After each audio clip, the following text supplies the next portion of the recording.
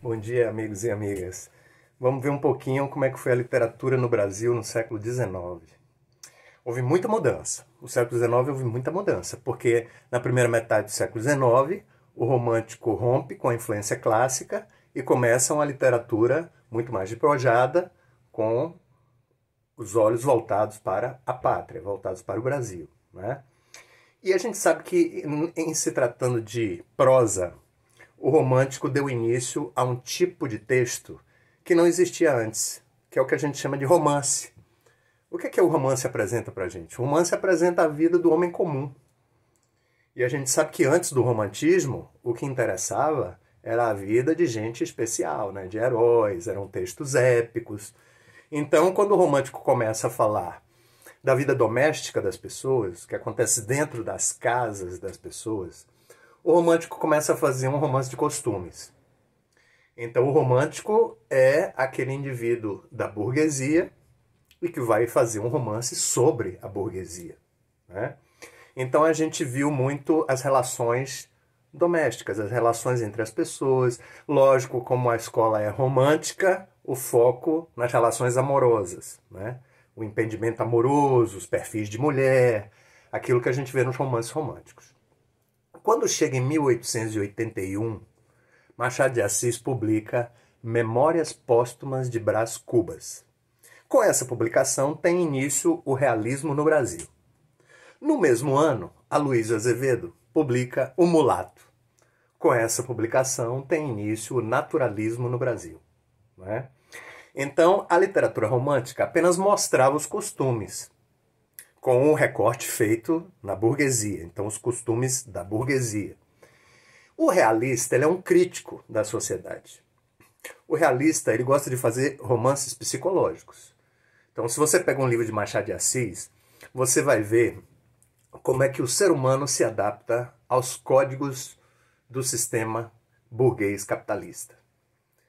Isso acaba colocando à mostra certos defeitos do ser humano, certos vícios do ser humano, né? A vaidade, a ambição, a usura, a cobiça.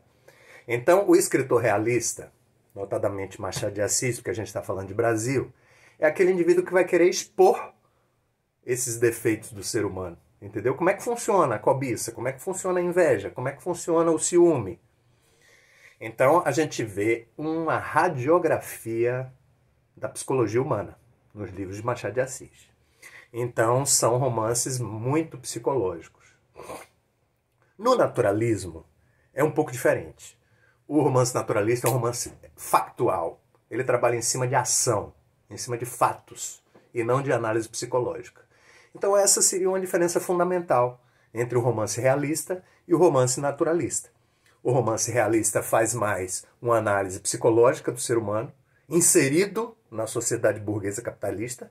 Então, muitas críticas à forma dessa sociedade estimular certos vícios do ser humano, né? E o naturalismo, ele prefere mostrar as mazelas da sociedade através de ação, através de fato. E o naturalista, ele costuma colocar em xeque, colocar em foco a vida dos oprimidos, a vida das classes mais baixas da sociedade. Então, aí tem outra diferença. O realismo foca o mundo burguês, o naturalismo foca um mundo um pouco diferente, né? Às vezes até um grupo social marginalizado, como é o caso do cortiço. Então, um escritor como Aloysio Azevedo, ele não gosta de análise psicológica. Então, como é que ele vai analisar as atitudes humanas? Através da própria atitude humana, através do fato.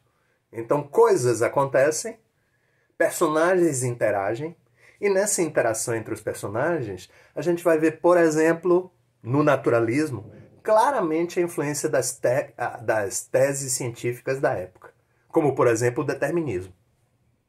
O homem é produto do meio, ou o homem é produto de uma herança genética. Se o livro estiver focado em mostrar que o homem é um produto do meio, a gente vai ter aí o determinismo social. Se o livro estiver focado em mostrar as influências da herança genética no indivíduo, a gente vai ter o determinismo biológico. Então, um livro como O Cortiço, por exemplo, que é o melhor exemplo do naturalismo brasileiro, vai mostrar para a gente o determinismo social. Como é que o homem é produto do meio. Perceberam a diferença entre romantismo, realismo e naturalismo? Pois bem, foram os tipos de romance que predominaram no século XIX.